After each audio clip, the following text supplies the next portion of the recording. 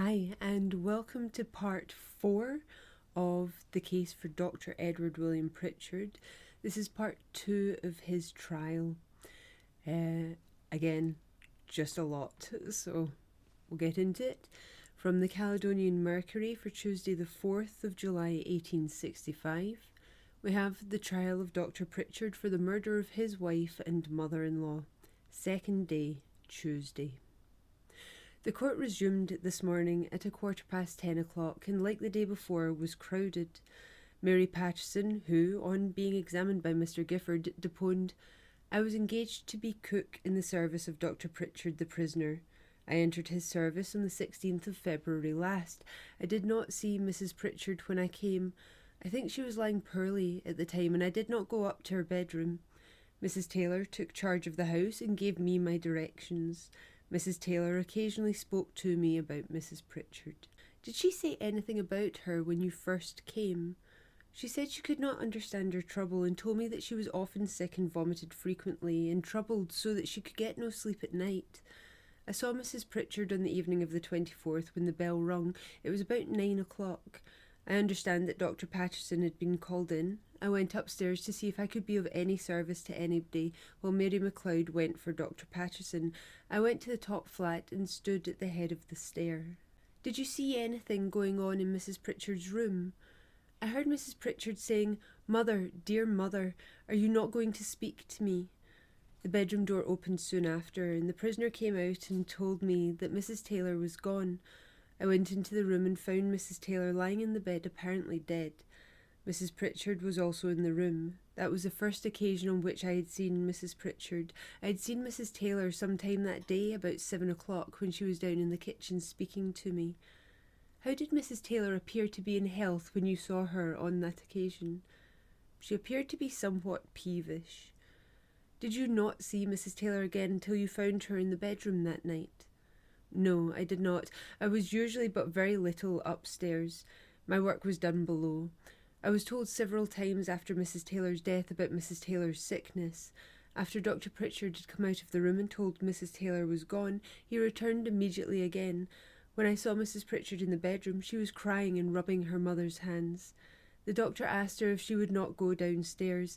She insisted that she should be left alone with her mother. I was soon after told by the prisoner to make the spare bedroom ready. I did so and lighted a fire in it." "Did Mrs. Pritchard come downstairs from her bedroom after that?" "Yes, after I went up and told that the spare room was ready." "How did Mrs. Pritchard come down the stairs?" "She walked down, I think. I do not remember that the prisoner helped her. The doctor said he would carry her down, and she said she would rather walk. Dr. Patchison and Mrs. Nab and I went up to Mrs. Pritchard's room to dress Mrs. Taylor's body. Her clothes were on when she died. As I was taking off Mrs. Taylor's dress and was laying them down, I heard the sound of something like a bottle. A little afterwards I lifted the dress and found in the pocket the key of the storeroom, a purse, a letter, and a bottle. I am now shown and identify the latter. The bottle was about half full of a brown liquid like laudanum and was labelled 2 drops equal to 3 of laudanum. The bottle was full to about halfway up the label." "You made a remark how far it was filled to Dr. Penny?" "Yes." "Did you uncork the bottle, and what did it smell like?" "I uncorked it, and it smelt like laudanum." "When you were dressing Mrs. Taylor's body, did you observe a mark on her body?" "I observed a pinkish-coloured mark on her left side." "Was Dr. Patchison in when you entered the room?" "No, but Dr. Pritchard was." "Did he make any remark to his wife?" "He said, 'What can I do for that dead woman? Can I recall life?'" This was immediately after he entered the room. "Did Dr. Pritchard say anything to his wife about Mrs. Taylor?" "He said Dr. Patchison had stated she was paralysed on the left side." "That was the same side on which you observed a pinkish mark?" "Yes." "After you had dressed the body, did the prisoner come back to the room before you left?" "Yes." "What did he say?" "He asked for the bottle that was found in Mrs. Taylor's pocket." "Was Mrs. Nab there?" "Yes." "Did you take the bottle from below the drawers where you had placed it?" "Yes." "Did you give it to the prisoner?" "Yes." "What did he say?" He raised his eyes and hands and said, "Good heavens, has she taken this much since Tuesday?" What more did he say? He desired me to say nothing about it, adding it would not do for a man in his position to be spoken of. Did he say anything more? He said he would take the bottle down with him to show to Mrs. Pritchard, and he took it downstairs with him. You remember of the doctor asking you to get something for Mrs. Pritchard one night? One night he brought in some woodcock. That was before Mrs. Taylor's death. I cooked it for supper. The doctor had brought it in himself. He brought it downstairs. I really do not know who took it up. Do you remember before Mrs. Pritchard died, the night before the bell was rung? Yes, it was in the forenoon, between 12 and 1 o'clock. It was Mary MacLeod's duty to answer the bells. I answered the bell on that occasion when it had rung 3 times. I went to the consulting room first to see if the prisoner had rung his bell, as sometimes I did not know the difference, but I got no answer. The door was open a little, but I did not press it open. The Lord Justice Clerk: The door, you say, was a little open, but it refused to open any further when you pushed it? Yes. By Mr. Gifford: It appeared to me as if something was behind the door. I went upstairs and the doctor came from the door of the consulting room after me. He asked me how Mrs. Pritchard was, and I replied that I did not know, that I had not been upstairs. He told me not to go away before he went out, as she wanted to go to sleep. That was before he went out to make his first calls in the morning. I went direct upstairs and kept looking down to see if the doctor was following me. Mary MacLeod followed after me, but I cannot tell where she came from. She had not been in the kitchen flat with me. I went to Mrs. Pritchard's room. Mrs. Pritchard asked me to empty a certain vessel in the bedroom. She was in bed, sitting up. I took away the chamber pot. I afterwards went down to the kitchen, and Mary MacLeod came after me with a bottle for hot water for Mrs. Pritchard's feet. By Mr. Gifford: Did she make any observations about her dinner that day? She said she was much better, and I remarked that she looked much better than I had seen her for some time before. She felt almost well, she said, except that she was occasionally sick and had vomiting. That was on the 8th of March, and about 7 in the morning of Tuesday, the 14th of March, the week in which Mrs. Pritchard died, I found a small piece of cheese about 3 or 4 inches in size. It was a piece of cheese that had been cut off a short time before, from a cheese that had been brought to the house. When I found this piece of cheese, I ate a small portion of it, about the size of a good pea. It had a bitter taste, and I felt a burning sensation in my throat and of sickness and vomiting. I became sick and vomited frequently about 20 minutes afterwards. I had drunk a cup of tea that morning, but had not eaten or drunken anything else before tasting the cheese. The sickness continued till after breakfast. At 10 o'clock I felt great pains in my inside. I told Mary MacLeod how I felt, and about 10 o'clock she brought me down a glass of spirits, which I took after I had gone to bed, which I did between 9 and 10 in the forenoon. I was not sick after that. I got up again before 12 in the day. On the following day, Wednesday, the 15th of March, the prisoner spoke to me about dinner time, but, after a lengthened pause, I cannot recollect just now what he said. He spoke to me again several times in the evening. He asked me to make some egg flip for Mrs. Pritchard. That would be between 10 and 11 o'clock. I met him at the top of the stair, and he told me to beat it up in a porter glass. I did so in the pantry upstairs. Had you no direction about it before? He told me to smooth it very smooth, or else Mrs. Pritchard would not take it. One of the times he said it was very smooth, and he would bring me a bit of sugar to melt in it. He went to get the sugar. Where did he go? He went out of the pantry into the consulting room, and out of the consulting room into the pantry, and dropped the sugar into the tumbler. What kind of sugar was it? Lump sugar. 1 or 2 pieces. 2 pieces, as far as I can say. Where was the sugar kept? I don't know. I think it was in the dining room cupboard. He first went into the dining room, and then into the consulting room, and then came back to the pantry. Yes. By the Lord Justice Clerk: I remained in the pantry all the time. By Mr. Gifford: There is no communication between the dining room and consulting room without having to go into the lobby to get to it. Did you notice the sugar that was dropped by the doctor into the glass? I took no particular notice. Further, the Lord Justice Clerk: Further than what? Further than it was loaf sugar and in 2 pieces.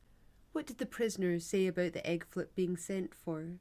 He said Mary MacLeod would come for it when Mrs. Pritchard was ready to take it. When you heard that, what did you do? I left it on the pantry table. Did you go downstairs? Yes. Did Mary McLeod come down soon after? Yes, she came in about 10 or 15 minutes. Did she ask for the egg flip? Yes, I told her that it was in the pantry and that she might have got it before she came down. What did you then do? I put the hot water down. Did you say anything? I said I hoped it was hot enough, as the kettle had been off the boil for some time. Mary McLeod asked me to taste it, and I did. Had it a peculiar taste? Yes, sir, it had. I took no more than a small spoonful of it. Did you say anything to Mary McLeod about the peculiar taste? Yes, I remarked to her what a horrible taste it had, or what a bad taste it had. Did you take the egg flip away, then? Mary McLeod took it away. Well, did you feel any effects from the egg flip that you had tasted?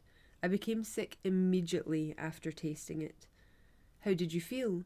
I had the same feeling as I felt when I tasted the cheese. I felt a burning sensation in my throat. I vomited frequently during the night, and I continued sick till about 4 o'clock in the morning. I vomited more than once. Was Mary McLeod upstairs that night? Yes, she was, up till about 4 o'clock in the morning. She came down at that time to go to her bed. I told her how sick I had been and said that I thought I would die without seeing the face of anyone alive again. Did you ascribe your illness to anything in speaking of it? No. Did you not say anything about the egg flip? No, not at that time. I asked for Mrs. Pritchard when Mary McLeod came back. I asked if Mrs. Pritchard was not ill, and she said Mrs. Pritchard would not like her to go into the room. The doctor was in the same room. I continued unwell that night, even after 4 o'clock, but I did not vomit after that time. I did not again see Mrs. Pritchard till the Friday, the day before she died. I saw her about 12 o'clock. The bell was rung. It was rung 3 times. Mr. Gifford. When the bell rung the 3rd time, I went up. I went to Mrs. Pritchard's bedroom. I went to the consulting room door before going up. Upon the Wednesday I went up also. I spoke to her one day about chemises. It was the Friday before she died. What was Mrs. Pritchard doing? Mrs. Pritchard was finishing drinking something out of a porter glass. Did she finish the draught? Yes, she emptied the glass. And the doctor took it from her? Yes, the doctor took it from her and set it down beside her. She was quite sensible at the time she spoke. I saw her next day about 5 in the afternoon. The bell was rung at the time with violence, and Mary McLeod went to answer it. Mary McLeod then came and called me very sharp over the stair. I went upstairs immediately and found Mrs. Pritchard going towards the bedroom door. I saw her go into bed. She was in a state of excitement. She was saying something about her mother, but I could not make out what she said. I only heard her say, "Mother." I then rubbed her hands. They felt cold, but I could not say whether they were cramped or not. I went to the bed and assisted to put the bedclothes upon her. She said, "Never mind me, attend to my mother." Mrs. Pritchard began to get composed while I was rubbing her hands. She said she did not know anything about this until the boys had come in, and I did not know what she meant by this. She was speaking earnestly. The youngest child then came into the room. I said it was Ellie. She asked if Ellie was in bed. I said, no, it was not time. She said she thought it was 11 o'clock. She said, "Rub my hands harder, for I'm afraid of cramp." The doctor came in while I was rubbing. That was after she left off speaking about her mother. When the doctor came in, I left the room. I prepared for Mrs. Pritchard's supper a little chicken that had remained over after dinner. I took the supper the length of the pantry, where I met the doctor, who came out of the consulting room. He asked if Mrs. Pritchard had got her supper. I said, "No, I am just going up with it." He said he would take it up for me, and I gave it to him. So far as I can remember, this would be between 10 and 11. I do not know that I heard anything more after that till about 1:30 in the morning, when Mary McLeod called me. What did she ask you to do? She asked me to get up and make a mustard poultice for Mrs. Pritchard, and I got up and made one. I gave it to Mary and asked if I might go up. She said she would let me know if I was wanted, and went up with it herself. What happened next? Immediately the bell rang and went upstairs. I went into the bedroom where Mrs. Pritchard was. Who were there? Mary McLeod was there, and the doctor. Where was the doctor? He was lying in bed, and Mrs. Pritchard was in bed. By the Lord Justice Clerk, I mean that they were both in the same bed, in the bed in which they had been sleeping together. By Mr. Gifford, did you notice what condition Mrs. Pritchard was in? She was lying in her bed. I found that she was lying cold almost, and was dead. How long was this after you had sent up the mustard poultice? I do not think it would exceed 5 minutes. Did you notice if the mustard poultice had been used? No, it was not. I saw it lying in the room. Did the doctor say anything? Yes, he asked Mary MacLeod to rush down for some hot water to put about the mistress, and I said there was no use in putting hot water to a dead body. Did he leave the room then? No, it was some time after that, before he left the room. Did he say anything more? He said, come back to your darling, Mary Jane, come back to your dear Edward. At this point the prisoner was visibly affected, and once or twice applied his handkerchief to his eyes. Did he say anything more? He said, what a brute, what a heathen, so gentle, so mild. What more? He asked me to kill him, to take a rifle and shoot him. What else passed before you left the room? I then said, Doctor, don't provoke the Almighty. If God were to shut your mouth and mine, I don't know whether we might be prepared to stand before the righteous God. What did he say to that? He said, Dear Patterson, you are the wisest and kindest woman ever I saw. Did he leave the room then? I asked him to leave the room because I was afraid of the body getting too stiff. He did so. Now, that same night before this, he had been in the kitchen for coals. Yes, he came down between 8 and 9 o'clock as far as I can remember. Did he say anything about his wife? He said that he had had his friend Dr Patterson in seeing Mrs Pritchard, and that he had said she had taken too much wine. Did you dress Mrs Pritchard's body? Yes, with the assistance of Mary MacLeod. After you dressed the body, did you again see the doctor? Yes, he went into the dining room, and I told him I had made up a bed for him in the top flat. He said, very good. When were you next called upon? I sent him up a cup of tea, and then he called me a few minutes afterwards, and I went upstairs. What did he say to you when you went? He wanted Mrs Pritchard's ring. I gave him the ring and an earring. When were you asked about the sheets? Some days afterwards, when asked for the sheets, bolsters and pillowcases, I gave them up to McCall. Did you also take the body clothes of Mrs Pritchard? Yes, sir. The Lord Justice Clerk. Her nightdress, I suppose. What did you do with them? I put them into the dirty clothes press also, and being afterwards asked for them, I gave them up to Superintendent McCall. These sheets and articles were stained with yellow when I took them off the bed. I noticed that at the time. Were you frequently in the doctor's consulting room? No, sir, I was very seldom there. Did he keep the door of his consulting room locked? No, I did not think he did. There were 2 presses in the room. What was the press that you sometimes saw open for? I do not know what was in it, but I have got eggs out of it from the doctor to be cooked for breakfast. During the whole time you were in the house before Mrs Pritchard's death, was she never further down than the drawing room? Not to my knowledge. You have told us about the doctor on being shown the bottle having said, Good heavens, has she taken all this since Tuesday? Did he say nothing more? No, except in charging us to say nothing more about it. After getting the bottle, what did he say? He raged on us and said, Good heavens, has she taken this much since Tuesday? Had she but told me that, I would have known what she had taken and not sent a girl like that for it. The Lord Justice Clerk. That means Mary, I suppose. Mr Gifford. Did he say anything more besides charging you not to say anything about it?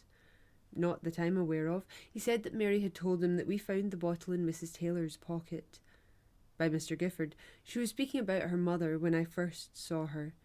When she was speaking about the body, was she speaking in a different tone of voice?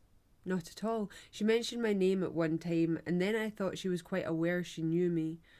And why do you think she was raving? Because she was thinking her mother was with her when she was not. When you told the doctor that night, that after you had tasted the egg flip, that you had been sick and vomiting, what did he say? He said it would be a bad job if I would be laid up also. But he gave you nothing. No, he didn't. I sometimes washed out the glasses and sometimes not, but I never saw the egg flip glass afterwards. I could not easily distinguish it from the others. By the Lord Justice Clerk. When you told the prisoner that you had been sick and vomiting during that night, did you tell him the cause? No, I did not say anything. The bottle I found in Mrs Taylor's pocket was taken out of the room that same night. The next time I saw it, so far as I can recollect, was on the Monday morning on which the body of Mrs Taylor was taken to Edinburgh. I'm not quite sure about the day, though. Where did you see it that day? I saw it on the drawer's head in the room where Mrs. Taylor's body was lying. The liquid was still in it, and I allowed it to stand there. I never handled it, and the next time I saw it was in Superintendent McCall's house. This concluded the evidence of Mary Patterson, who then retired at 12:30, having been examined 2 hours and a quarter. Mary MacLeod was recalled and examined by the Solicitor General. Were you in Dr. Pritchard's house after his wife's body was taken to Edinburgh? Yes. On the Tuesday the police were in the house? Yes. You saw Superintendent McCall there? Yes, I gave a bottle to him. That's the bottle which is now shown me. At least it is very like it. The label is something like the label. There was a dark-coloured liquid in the bottle. That is also like the bottle I saw after Mr. Taylor's body was dressed. I found it in a drawer in a chest of drawers which was in the room where Mrs. Taylor died, and also where Mrs. Pritchard died. The chest of drawers had, however, been shifted when Superintendent McCall came to the house. I gave the bottle to him. There was no other bottle in the house like it that I know. By the Lord Justice Clerk. How came you to look for the bottle? Did anybody ask for it? Yes, Superintendent McCall did. By a Solicitor General. What bottle did he ask for? He asked for the bottle which had been found in Mrs. Taylor's pocket. Jessie Bryden, or Nab, examined by Mr. Crichton. You go out as a washerwoman sometimes? Yes. You were sometimes employed in the family of Dr. Pritchard? Yes. I remember the night Mrs. Taylor died. It was between 12 and 1 o'clock in the morning. I was present to assist in dressing the body of Mrs. Taylor.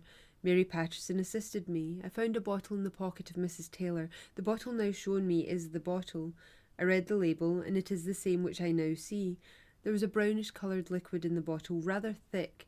The bottle was 3 parts full. The liquid did not come up to the label.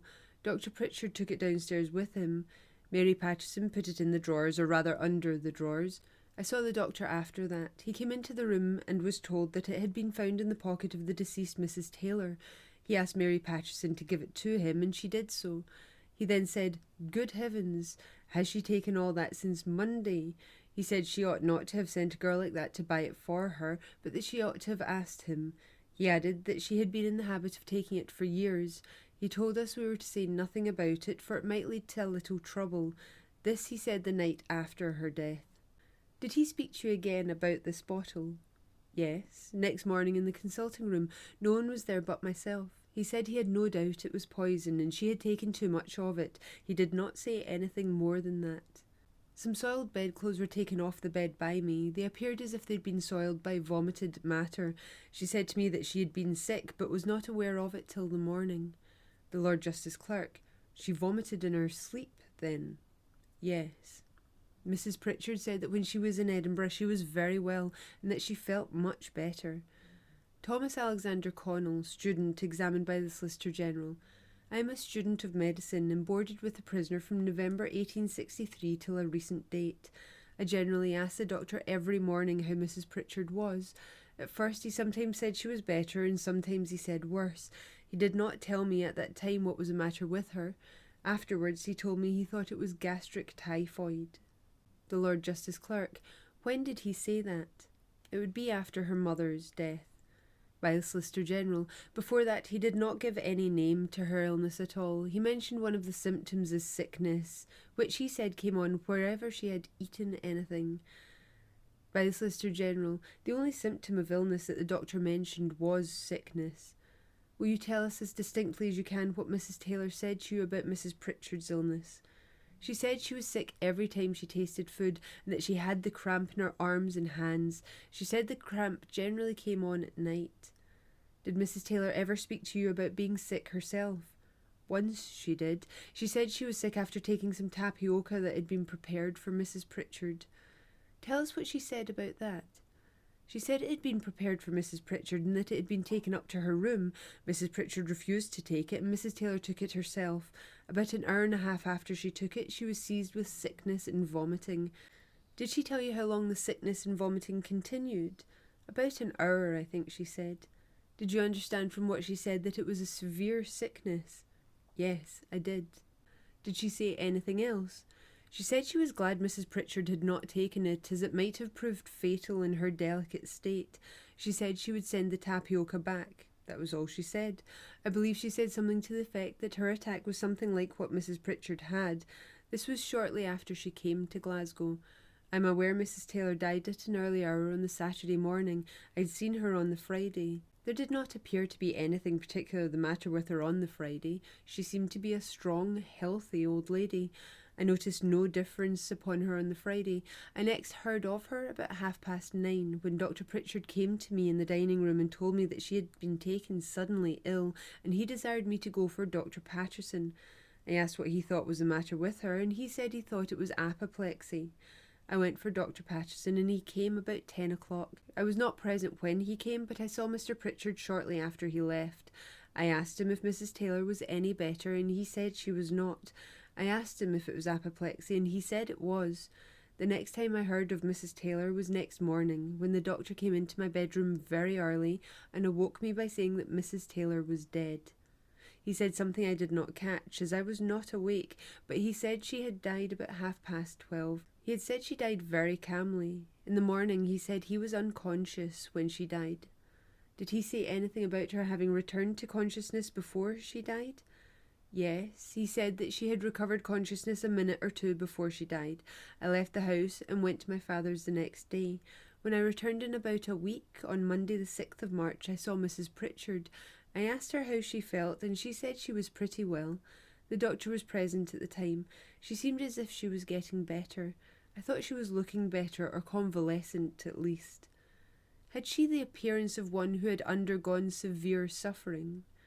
Yes, I would have judged from her face that she had undergone considerable pain. Did you see any more of her before her death? Yes, I saw her about a week before she died. I was in the habit of inquiring how she was every morning generally. The doctor said she was getting better or coming round. The Lord Justice Clerk: How long did he give you this answer to your questions as to Mrs. Pritchard's health? He did so until the day of her death. He complained of being worn out with watching her. He said he was very much worse of sitting up at nights with her. He said this in course of the week in which her death occurred. On the night on which she died, I remarked that he must be much worn out by being up at night so often watching. He replied that he was, but she had often, he said, done the same thing for him when he was ill. I understood him in saying this to express how little he grudged the fatigue.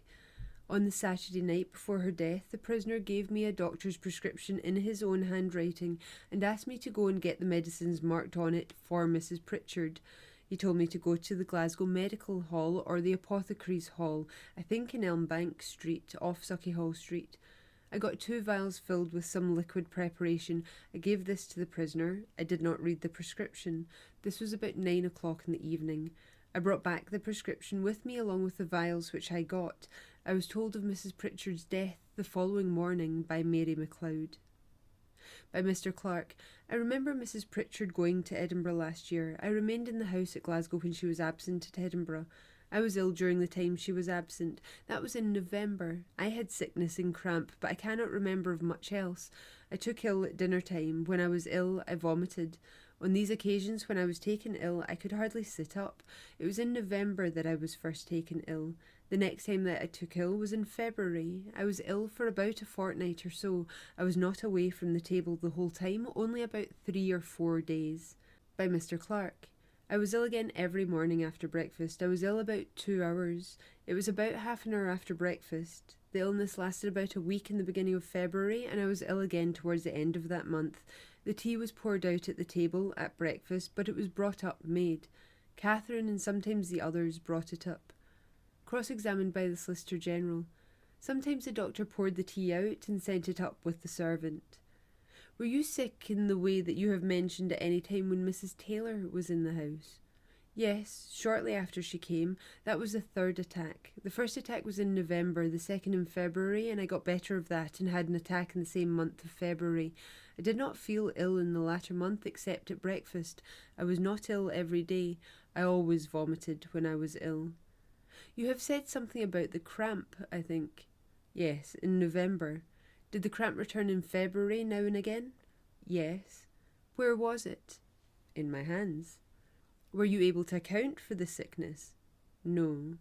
Did you mention it to the doctor? I mean the prisoner. Yes, he said he thought it was gastric typhoid. It was immediately after that sickness that I went home to my father's. I had no sickness there. Cross-examined by Mr. Clark. Was the doctor ill as well as yourself in November? Yes, he was. In the same kind of way? Yes.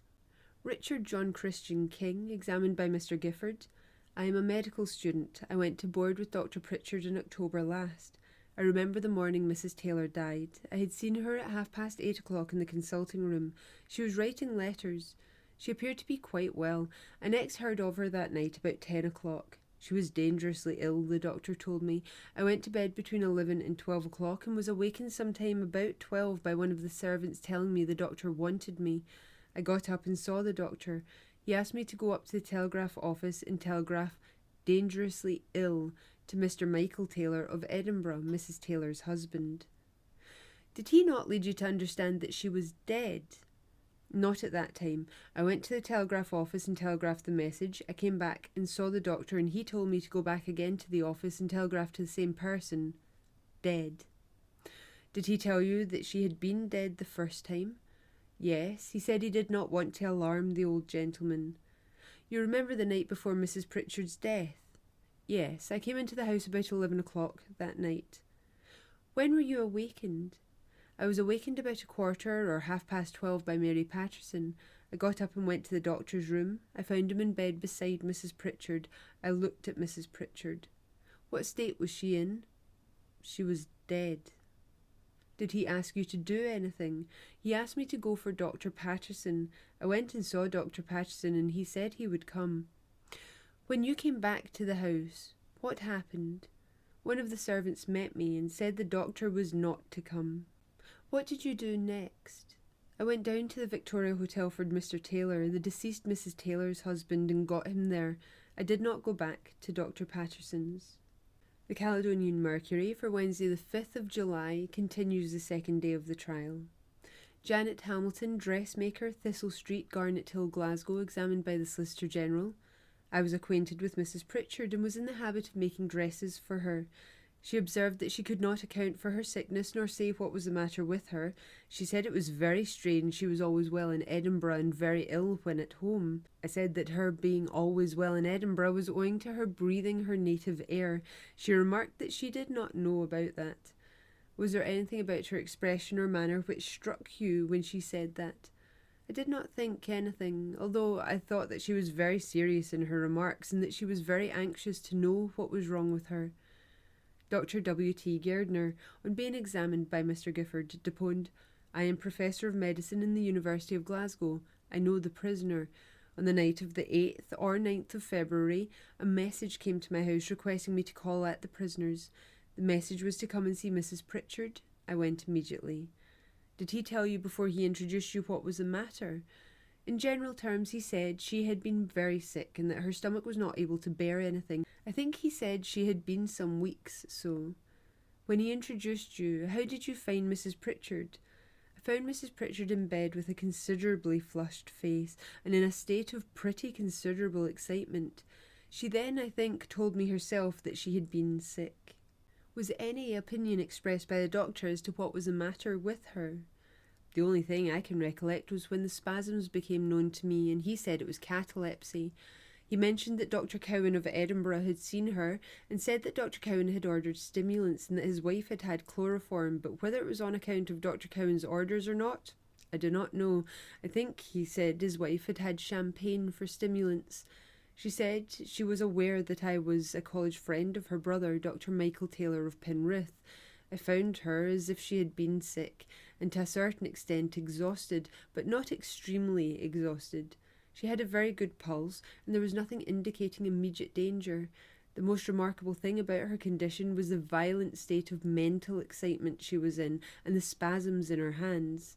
I attributed her excitement to her being intoxicated from the combination of champagne and chloroform that had been given to her. I made a further examination.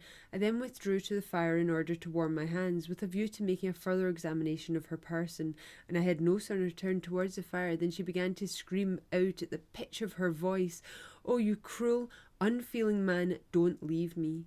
This was addressed to me. I then returned to the bed and said I did not intend to leave her. I then returned to the fire and warmed my hands, and in the midst of this she was in a violent excitement and screamed out loudly. After a little while I took no notice of this, believing that they came from an intoxicated woman. The general purport of what she said was that I was unfeeling in leaving her alone to go to the fire. I then returned to her, turned up the bedclothes and examined her person. I asked her, and also Dr. Pritchard, if there was any chance of her being pregnant, pregnancy being a frequent cause of vomiting.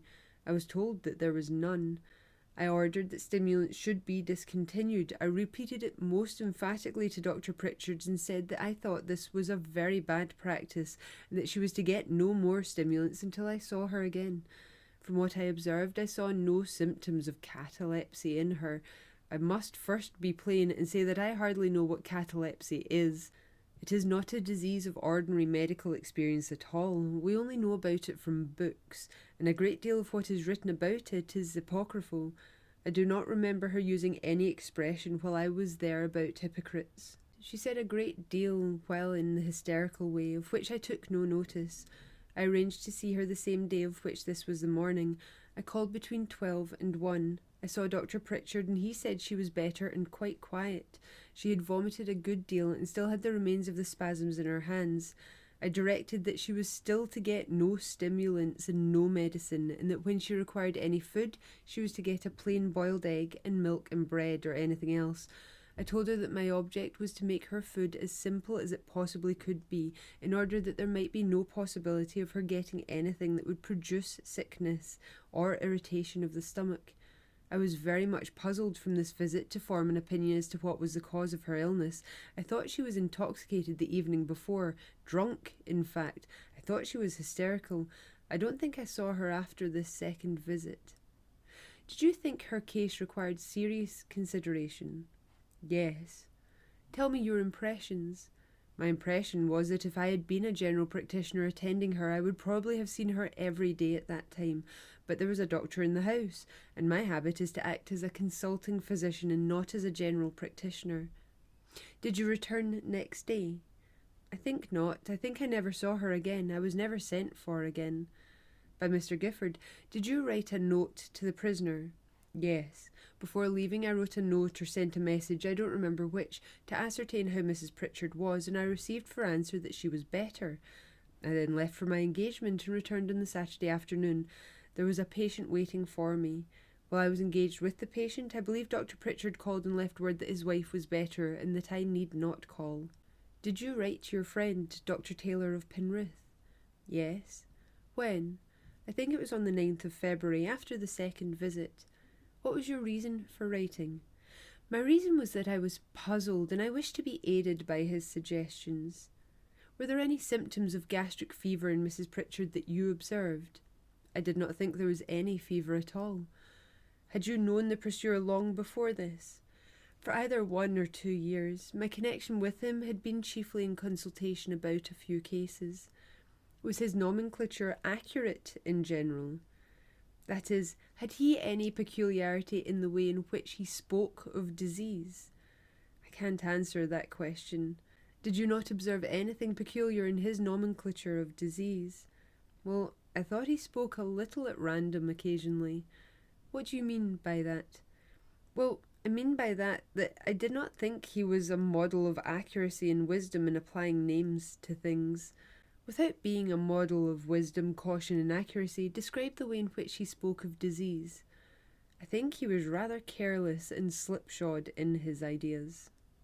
Was that through ignorance? Was he an unskilful man? I had not much to do with him. You said you wrote to her brother after you had seen her that first night. Yes. Did you indicate to him there was anything more than improper treatment? Did you indicate, in fact, that there was any foul play? Dr. Gairdner, after a pause. You mean poison? Mr. Clark? Yes. Dr. Gairdner? Certainly not.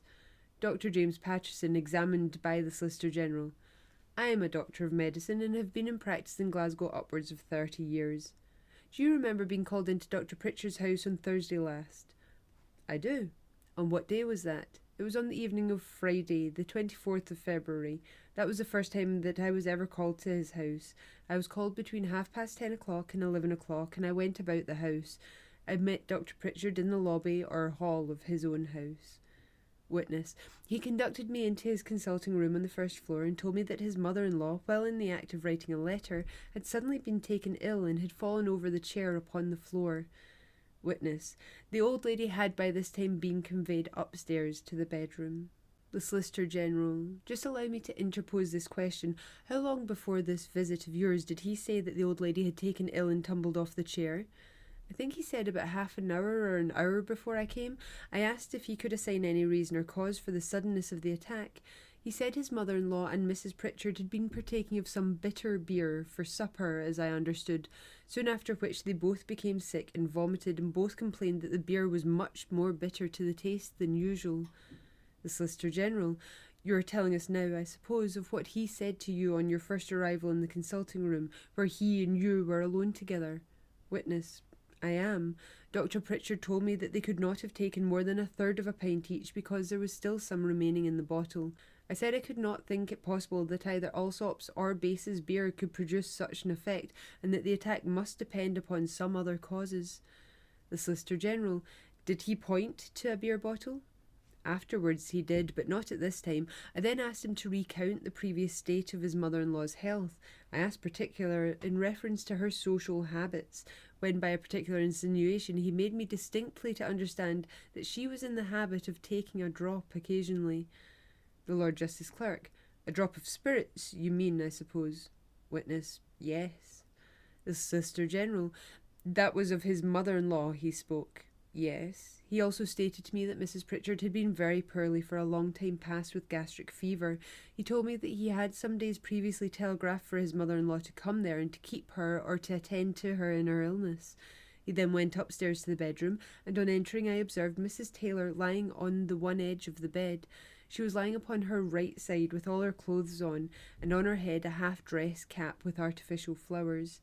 Mrs. Pritchard was in her night-clothes with nothing on her head, her hair very much dishevelled, was in the same bed but underneath the bedclothes. She sat up immediately behind her mother. The Lord Justice Clerk. Was she dead or alive at this time? Alive. She gave the impression of a person who had been in good health. She seemed to me to be rather a fine and ordinary-sized and well-formed woman, altogether, I should say, a very superior-looking person at her time of life. She had not the slightest appearance of being addicted to the use of spirituous liquors. On examining her face, it was pale, and her expression calm and placid. The eyelids were partially closed, the lips were rather livid, the breathing was slow and laborious, the skin was cold and covered with clammy perspiration. The pulse was almost imperceptible, and she seemed to me to be perfectly unconscious. On my opening up her eyelids, I found both pupils very much contracted. From those symptoms, and judging from her general appearance, my conviction was that she was under the influence of opium or some other powerful narcotic, and I at once pronounced my opinion that she was dying. On my doing so, Pritchard, in an undertone of voice, said something apparently unwilling that the expression I made use of should be heard. To the Solicitor General. By the ladies? Yes, we retired a little from the bedside and went to the fireplace, and I there stated distinctly that she was dying. Pritchard said she had frequently attacks before of a milder kind, but never one so severe. I said nothing they could do would have the slightest effect, but as a last resource we might apply a mustard poultice to the soles of the feet, the calves of the legs, and the inside of the thighs, and as quickly as possible administer a strong turpentine emetic. The Solicitor General. That is an injection. Yes. Dr. Pritchard at once proceeded to prepare the emetic, and he said he had a little before given her one in which he administered a glass of brandy. The old lady was apparently comatose or unconscious, but on being roused a little and the head and shoulders slightly elevated, a degree of consciousness came over her and the pulse became perceptible at the wrist. The Solicitor General. That morning, was it the first thing that had been done to decide whether she was really conscious or not? It was. What you mean when you say she was not conscious before is that she was not manifesting consciousness. Certainly. Dr. Pritchard directed attention to this circumstance and clapped the old lady on the shoulder and said, "You are getting better, darling." I looked at her and shook my head, as much as to say there is no prospect of her getting better in this world. A slight retching now came on, and she put up a small quantity of a frothy kind of mucus, immediately after which the coma returned. The breathing became more laboured, and there were other bad symptoms. I then concluded that the case was utterly hopeless, but Pritchard administered an enema. I then retired and entered the consulting room with Pritchard. I repeated my opinion that she was under a state of narcotism. By the Lord Justice Clerk, she was not dead at this time. She was approaching death. By the Solicitor General, Pritchard then said that the old lady was in the habit of using Batley's sedative solution, and that she had a few days before purchased not less than a half-pint bottle of the medicine, and he said he thought it very likely that she might have taken a good swig of it. There was little more said at that time. Had she anything of the appearance of an old lady who had been in the practice of using such a medicine? My impression certainly was she was not an opium eater, or one that ate opium to any great extent. Will you kindly carry your recollection back to the bedroom again and tell us what you observed of Mrs. Pritchard? While attending to Mrs. Taylor, I was very much struck at the same time with the appearance of Mrs. Pritchard. She seemed exceedingly weak and exhausted. Her features were sharp or thin, with a high hectic flush on her cheeks. Her voice was very weak and very much resembled the voice of a person verging into a collapsed state of cholera. The expression of her countenance conveyed to me an idea of a kind of silly or semi-imbecile expression at the time. At first I was inclined to attribute her appearance to the recent severe attack of gastric fever, as I had been told by Dr. Pritchard, the symptoms aggravated, of course, by the great consternation and grief not unnaturally caused by the sudden and alarming condition of her mother. At the same time, I must say I could not banish from my mind the idea, or rather the conviction, that her symptoms betokened that she was under the depressing influence of antimony. The Solicitor General: You mean that the impression or conviction came upon you at the time you were in her presence, and you could not get quit of it? Certainly. The Lord Justice Clerk: You did not talk to her at all? No, I did not put a single question to her. That impression was conveyed by her appearance and the general symptoms. I then left and went home about 11:30. When did you next hear of the Pritchards or see anything of them? On Wednesday the 1st of March. Were you not sent again in the course of that morning? Yes, I was. You were sent for again to Mrs. Taylor, and then got another message not to go. A little before 1:00 my doorbell was rung. I was in bed, but Mrs. Patterson had been sitting up at the time. She opened the door, and a girl asked me to come directly and see Mrs. Taylor. I refused to go, because I was certain it could be of no service, and as I was very much fatigued with the previous day's work, I was very unwilling to work. I sent my compliments to Dr. Pritchard, saying that if he really thought I could be of use, he was to send back word, and I would go directly. The Solicitor General: Your house was only a short distance from that. 195 yards. Laughter in court. No message came back, but about 10:00 on the Saturday morning, the 25th, an elderly gentleman called upon me. You were not aware at the time the gentleman called that he was Mr. Taylor? No, I was not at the time. By the Solicitor General: He informed you that she was dead. He came for the death certificate. What I really want to know was that you were informed that she was dead at that time. Certainly. I said I was surprised at the certificate being sent for. As a medical man, Dr. Pritchard ought to have known that the certificate should have been sent to the registrars of the district and not to the Friends. I was requested to fill in the usual schedule, her disease and cause of death. I sent it back to the registrar with a note. Dr. Pritchard said I had been very correct in my opinion with regard to his poor mother-in-law. He added that he would feel obliged if I would visit Mrs. Pritchard next day at 11:00, as he required to be in Edinburgh at the funeral of his mother-in-law. I at once agreed to visit his wife at his request. I went on Thursday, the 2nd of March, at 11:00 in the forenoon, or near to that hour. I saw Mrs. Pritchard. She was in bed. The Solicitor General: You will perhaps be able to tell us in your own way, as you did with regard to your former visit, of the state in which you found her. I found her still very weak and prostrated. In a weak voice she expressed her satisfaction and her gratitude at my calling. Then, in a very earnest manner, she asked me if I really thought her mother was dying when I saw her. I said most certainly I did, and I told Mr. Pritchard so. She then clasped her hands, looked up and feebly exclaimed, "Good God, is it possible?" and burst into a flood of tears. I afterwards asked her with regard to the previous state of her health, and made the special inquiry if she was habitually addicted to the use of Batley's sedative solution. She told me her mother's health, generally speaking, was good, but that she suffered occasionally from what she called neuralgic headaches, and that for the relief of these attacks she now and again took some of the sediment, but immediately added that it could not be said she was in the habitual use of this medicine. I then questioned her with regard to herself, and she told me that for a considerable time back she had suffered very much from sickness, retching and vomiting, that she suffered pains in the stomach and throughout the bowels, accompanied with purging and great heat and uneasiness about the mouth and throat, and had a constant burning thirst. I examined her tongue and mouth and found them of a lightish brown colour. Her features were very sharp and deeply flushed. Her pulse was weak and very rapid. Her skin was moist but devoid of animal heat, and she altogether presented an appearance of great general prostration. Her eyes were watery but clear and most intelligent. I prescribed for her small quantities at short intervals of champagne and brandy to recruit her strength, with small pieces of ice, occasionally to relieve her thirst and the irritability of stomach. If she tired of these, she was to have recourse to the granulated citrate of magnesium with mustard poultices over the pit of the stomach. I also recommended small quantities at short intervals of easily digested food, nutritious food, such as beef tea, calf's feet jelly, hare soup, arrowroot, and so on.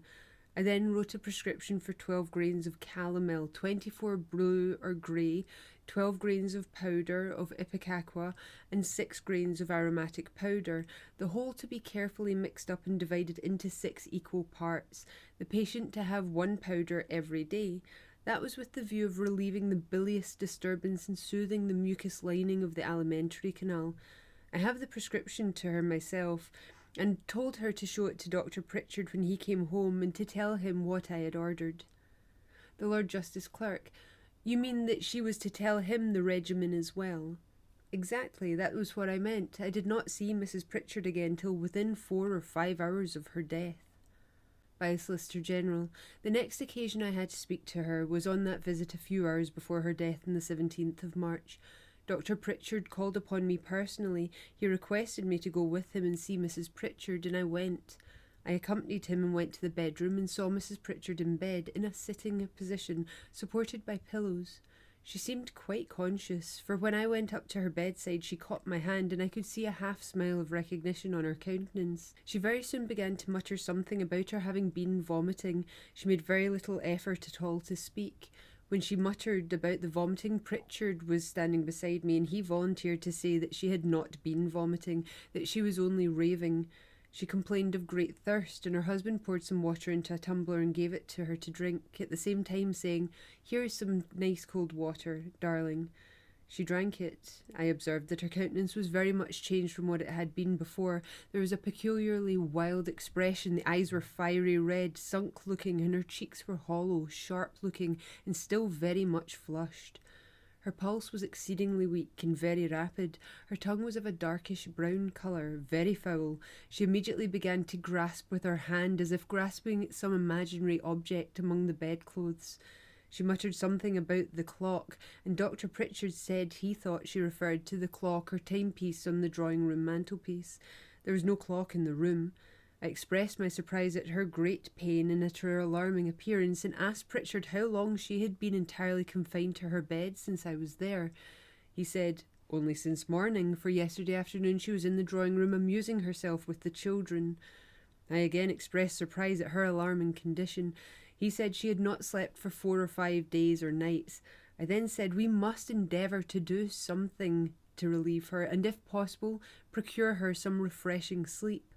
We left the bedroom and went downstairs, and I then prescribed 30 drops of the solution of morphia, 30 drops of ipecacuanha wine, 5 or 10 drops of chloridine, and an ounce of cinnamon water. This was to be repeated in 4 hours if the first draught did not give relief. Pritchard wrote the prescription at my dictation. I did not ask him to write it. I said I thought it was unnecessary to write it, as he might make it up himself. I was anxious to save time and give relief as soon as possible. He said he kept no medicines in the house except chloroform and Batley's sedative solution. I asked him if he did not keep a small stock just to meet any sudden emergency, particularly night work, and he said he did not. It struck me as something strange that he should not have any medicine in the house. A medical man in extensive practice must always have some medicines on hand to meet any sudden emergency. As he said he had no medicine in the house, he took down the prescription from my dictation. I did not read the prescription, nor did I see it afterwards. I am shown a prescription labelled number 13. The Solicitor General: Is that prescription in the handwriting of the prisoner? I think it is. I am sure it is. And does that conform to what you had told him to write? Yes. I then left the house, and I heard no more of the matter till about 1 o'clock in the following morning, that is, Saturday morning. The Solicitor General: And what did you hear then? Well, about the hour I've mentioned, the door of my house was suddenly and loudly rapped, and on going to it myself, I found a young lad who requested me to go to Mrs. Pritchard immediately, as she had become so much worse, and was thought to be dying, if not dead. I proceeded to dress myself at once for the purpose of going out as requested, but in less than 3 minutes after I rose, my doorbell was again rung, this time by a servant girl, and as I opened the door she said, "You need not come. Mrs. Pritchard is dead." I therefore did not go to the house. Are you quite sure that you never recommended Dublin stout for her? No, I never as much as spoke of Dublin stout, so far as I remember, any time in the course of the only 2 visits I paid to the house. Cross-examined by Mr. Clark: My candid opinion, as I have said, is that she was not like a person who took opium. I have seen opium eaters, and Mrs. Taylor did not resemble a patient of that class. Mr. Clark: How did you judge that she was not addicted to the use of opium? If persons are in the habit of taking opium to a great extent, we generally find that they are not good in colour, that they are hollow about the eyes, and in fact not at all of a healthy appearance generally. And Mrs. Taylor, being stout and healthy, so far as you could judge, you concluded that she could not have taken opium. She had not the appearance of what I would call a habitual consumer of opium, though she might perhaps occasionally take it medicinally. And when Dr. Pritchard said to you that she was in the habit of taking opium, you thought that what he was saying was not true. That was my conviction, formed, however, of course, after I saw the individual. Before I saw her, I took it for granted that the statement was correct. When you were with Mrs. Taylor on that evening, did you examine attentively to the condition of Mrs. Pritchard? No, I only glanced at her and formed diagnosis from her appearance. I did not examine her as a patient at that time. But you formed the conviction that she was under the influence of antimony? Yes. Have you ever seen before a case of poisoning by antimony? Yes, I have seen, I think, 3 poisonings by antimony, but they were chiefly cases of children. I understand you to mean by the words depressing influence of antimony that she was being poisoned by antimony. I thought that she must have been getting antimony for some time past, but I could judge from nothing but her appearance. Did you think she was getting it medicinally or otherwise?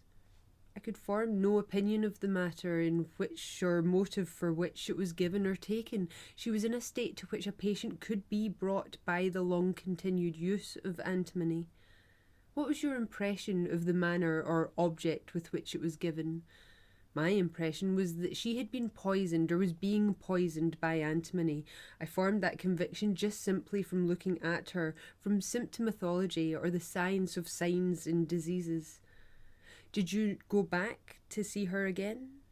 No, and I believe I never would have been called the second time had I not happened to meet Pritchard accidentally on the street.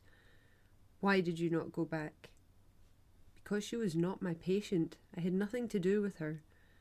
Then, though you saw a person suffering under what you believed to be poisoning by antimony, you did not think it worthwhile to go to see her. It was not my duty to interfere so in any family. Now, Dr. Patterson, was it not your duty to try and save a fellow creature from what you conceived to be an approaching untimely death? I did the best I could by apprising the registrar. It would have been different had I been called in for consultation or requested to act along with another doctor. I had no right or power to call back again on Mrs. Pritchard.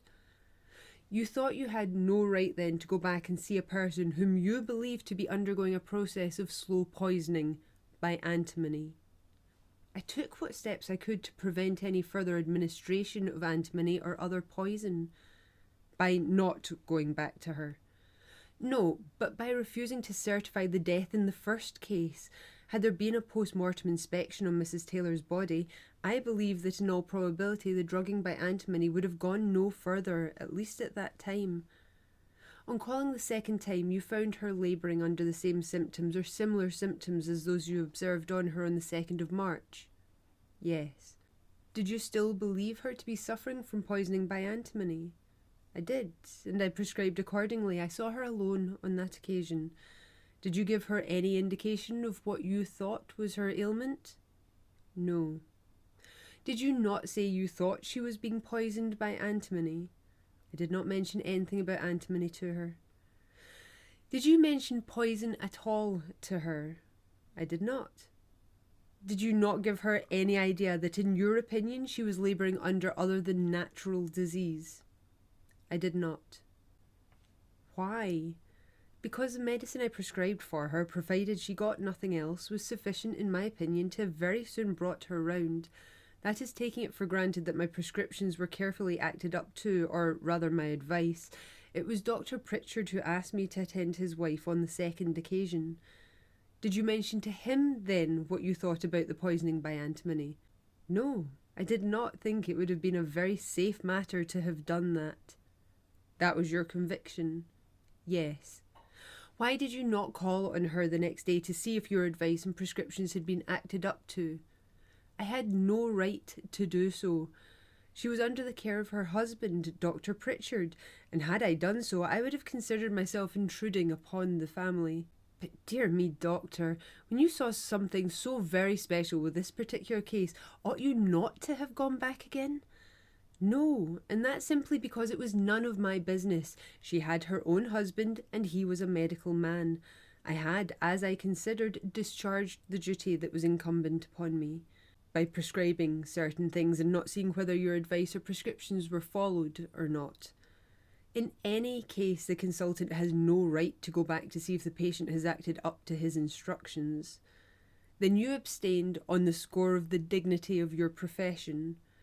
The etiquette of my profession so far, but I do not say that was the sole reason which might have prevented me from going back. In any case, where I am called to consult, if I were to go back, it would be a breach of the etiquette of my profession. By the Solicitor General, it was to visit Mrs. Taylor you called in on the 24th of February. Yes, I was not consulted about Mrs. Pritchard. I met Dr. Pritchard near my own house. It was a purely accidental meeting. It was about 11 o'clock in the forenoon on Tuesday. He said he was going from home on the following day and would be obliged if I would call and see his wife in the forenoon. Had you any reasons to suppose he was coming for you? Certainly not. It was therefore an accidental meeting. I thought it was purely an accidental invitation I received. Your suspicions concerned Dr. Pritchard. I would rather not answer that question. By the Solicitor General, I wrote to the Registrar, Mr. Strother. The Solicitor General, the letter has been destroyed. Dr. Patterson, I have not a copy of the letter, but I can give it verbatim as I wrote it guardedly. Dr. Patterson was here withdrawn. James Struthers, I am Registrar of the Blythswood district in the borough of Glasgow. Sauchiehall Street is in that district, and therefore the prisoner's house. I received an intimation in the usual way of the death of Mrs. Taylor in the prisoner's house on the 25th of February, between 12 and 12:30 afternoon, by Michael Taylor, the husband of the deceased. I had asked who was her medical attendant. He said it was Dr. Pritchard and Dr. James Patterson who were her medical attendants. He said that the latter had been called in a little before Mrs. Taylor's death. I asked whether he would send to Dr. Patterson for a certificate, but he said he would prefer that I myself would send for it to Dr. Patterson. I accordingly sent to Dr. Patterson the usual printed form of the Registrar General. I did this upon Thursday the 2nd of March. I got an answer from him. I'm sorry that note was not kept. I considered it was of no consequence. I got a certificate from Dr. Pritchard and considered the matter all right. I therefore destroyed the note. By the Solicitor General, I sent the same schedule to Dr. Pritchard and I got a certificate from him. The schedule was here produced and read by the witness in the following terms. Registrar Office, District of Blythswood in the Borough of Glasgow. I hereby certify that I attended Anne Taylor or Cowan, who died on the 25th of February 1865 at 131 Sauchiehall Street, usual residence at Lauder Road, Grange, Edinburgh. When I last saw the deceased, the 25th of February, cause of death as undernoted, primary disease, paralysis, duration 12 hours, secondary apoplexy, 1 hour. Witness, my hand, March 3rd, Edward William Pritchard, MRCSC. After Mrs. Pritchard's death, did you send a similar schedule to Dr. Pritchard? No, he called himself and registered the death. He called on Monday the 20th of March at 10 o'clock in the forenoon. At the time he called, he signed an entry in the registrar. He signed the certificate now shown me, which is as follows. Register Office, Blythswood District in the Borough of Glasgow. I certify hereby that Mary Jane Pritchard or Cowan died on the 18th of March 1865 at 131 Suckyhall Street, where I last saw the deceased. 18th of March, primary cause of death, gastric fever, duration 2 months, signed, Ed W. Pritchard. There was appended that Dr. Patterson had attended. Both deaths are registered conformable to these certificates. Dr. Patterson, being recalled and interrogated by the Solicitor General, state the terms of the letter which you wrote to the registrar. The letter was dated 4th of March 1865 and was as follows. Dear Sir, I am surprised that I am to certify the cause of death in this case. I only saw the person for a few minutes, a very short period before her death. She seemed to be under some narcotic, but Dr. Pritchard, who was present from the first moment of the illness until death occurred, and which happened in his own house, may certify the cause of death. The death was certainly sudden and unexpected, and to me, mysterious. I am, dear sir, etc. The words cause of death were rendered emphatic, being underlined. Mr. Clerk, when I asked you whether you had taken any means for the protection of Mrs. Pritchard, this was the communication you referred to. Dr. Patterson, the only communication. Mrs. Pritchard's name is not mentioned. I did not make any communication whatever to Mrs. Pritchard's family nor to anyone. I, however, spoke of the matter in my own family. The Lord Justice Clerk, in answer to a question from the Prisoner's Counsel, I think you stated that your impression when you first saw Mrs. Pritchard and afterwards when you saw her on the 2nd of March was that she was being poisoned. Yes. The Lord Justice Clerk, I want to know exactly by that whether you meant that you believed that some person was engaged in administering antimony to her for the purpose of procuring her death.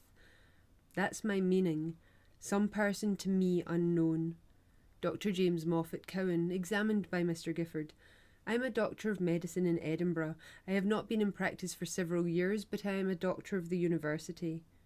Were you a relation of Mrs. Pritchard's? I am. What relation were you? Well, the relationship is indistinct, but her grandfather and my grandfather were brothers. Laughter in court. Do you remember getting a letter from the prisoner sometime in February last year? I do. Do you remember when? I think I saw Mrs. Pritchard on the 11th, and I would get the letter on the 10th. I have not the letter now. The import of it was that Mrs. Pritchard had been lying for some time, and that he, Dr. Pritchard, was becoming very anxious about her case and wished me to call in Glasgow. I went there on the 11th of February, and I went to Dr. Pritchard's house. I reached there about 3 or 4 o'clock. I found Mrs. Pritchard in the drawing room. She came downstairs from the bedroom. Mrs. Taylor was not there at that time. At my desire, she came afterwards. The Lord Justice Clerk, you were only there once, and that once in the month of February, and that once 2 days before Mrs. Taylor came? Yes. Well, when you saw Mrs. Pritchard in the drawing room, how did you find her? I found her very much better than I expected. She said she had been troubled with considerable vomiting for some time back. I did not go there so much as a medical man as at the request of an old friend. I asked 1 or 2 questions at her. In the first place, I told her that I thought she had cried in coming downstairs. I told her to take ice, and if there was much prostration, I advised small quantities of champagne with ice. Prisoner was present during the whole of the interview. I dined there and remained over a night. When I was sitting in the dining room in the evening with the children, Dr. Pritchard came down and told me that Mrs. Pritchard had been vomiting again and requested me to go up and see her again in the bedroom, which I did. She told me that she had been again vomiting, that she felt a great desire for food and yet could not retain it. I then proposed to administer beef tea injections. She was in bed at that time. I saw her the next morning in her own bedroom and found her much the same as on the previous night. Nothing particular passed. I returned to Edinburgh that evening. I was there again before I returned to Edinburgh, but there was nothing to make any particular impression upon me. It was I who took the message from Mrs. Pritchard for Mrs. Taylor to come through and wait upon her. It was my proposal partly that she should do so. I saw Mrs. Taylor myself, and she went to Glasgow next day. By Mr. Gifford. I was well acquainted with Mrs. Taylor and knew her all my life. I visited her frequently. She was a person of very temperate habits. Margaret Dixon, examined by a Solicitor General. I was in the employ of Mr. Michael Taylor, the husband of the late Mrs. Taylor, who died recently in Glasgow. I remember Mrs. Pritchard coming on a visit to Edinburgh at the end of November last and remaining till Christmas. She'd been complaining when she came, but she got better when she came to Lauder Road. She was not confined to bed there, and she took her meals with the family. She was not sick any time during that period to my knowledge. On Wednesday, the 30th March last, I was present at the Grange Cemetery when the body of Mrs. Taylor was exhumed. I was there at the time the grave was opened and recognised the body. Before Mrs. Taylor went to Glasgow in February, she had no particular complaint. I know nothing to show that she was addicted to intemperate habits. I have seen her taking a little whisky and water during dinner. By the Lord Justice Clerk. Never at any other time.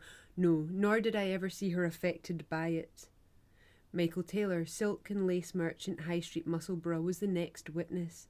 On being examined by the Solicitor General, he deposed, Mrs. Taylor, who died in Glasgow last year, was my wife. Before she went to visit her daughter, Mrs. Pritchard, in February, was she in good health? Only middling. What was it she complained of? She complained of a violent perspiration. Did she ever complain of headache? Occasionally. Did she take anything for her headache? Occasionally she took Batley's sedative solution for 5 or 6 years. Am I right in saying it was for the headache she took it? No, it was for perspiration. Excuse me for asking the question. Was she of temperate habits? Perfectly, in every respect. She did not make herself the worse of any kind of liquor or of opium. Sometimes I observed great inclination for sleeping, which was in consequence, I supposed, of her taking the medicine. After she had taken the medicine, yes. What I mean to ask you is, whether you knew she was taking that, the name of which you now know to be Batley's solution. Yes. Your daughter was with you upon a visit from the end of November till a few days from last Christmas. She was. She had been ailing before she came. How was she when she was in your house? Very delicate. Nothing more the matter with her than being very delicate. She had a very poor appetite. She took her meals with you, but did not eat much. Yes. Was she confined to bed in your house? No, she lay in bed at first until 10 or 11 o'clock sometimes, but after a little she got better and rose to breakfast with the family. Was it when she had just come that she complained of sickness? She complained all the time she was with us. Was she much better when she went away than when she came home? Yes, she was a little better. You were telegraphed from Glasgow that your wife was dangerously ill and that she was dead. And you received the 2 telegrams together? Yes. Did you go to Glasgow? I went by the first train in the morning. You went to Dr. Patterson's house on the Saturday morning that your wife died? Yes. Who told you to go there? Dr. Pritchard asked me to go down and register the death. You went to the registrar's first? No, I went to Dr. Patterson's first to get instructions. It was Dr. Pritchard who sent you to Dr. Patterson's? Yes. Did Dr. Pritchard himself tell you what your wife died of? After a pause. I do not think he told me before I went. He told me it was apoplexy or paralysis. Did your wife ever have fits of any kind? Not to my knowledge. I believe you were present when your wife's body and that of Mrs. Pritchard's were disinterred. Yes, shown letter 47 in inventory. That letter was addressed to me and I got it. The attention of the witness was called to the following passage. I am very fatigued with being up at night with dear Mary Jane, who was very much worse yesterday and passed a wretched night. Wednesday has been a very bad day during this illness, and she always dreads it. Her prostration is extreme and her body quite failed. Dr. Patterson has recommended Dublin stout and some very simple medicine. It being now 6 o'clock, the Lord Justice Clerk addressed the jury and said he was sure they were rather overworked yesterday, and as they must be fatigued, the court would adjourn until tomorrow, Wednesday, at 10 o'clock. The demeanour of the prisoner from the moment he took his seat in the dock to the close of proceedings was marked by a careful attention to the evidence, free from the disturbing anxiety that he frequently displayed during the sitting of Monday.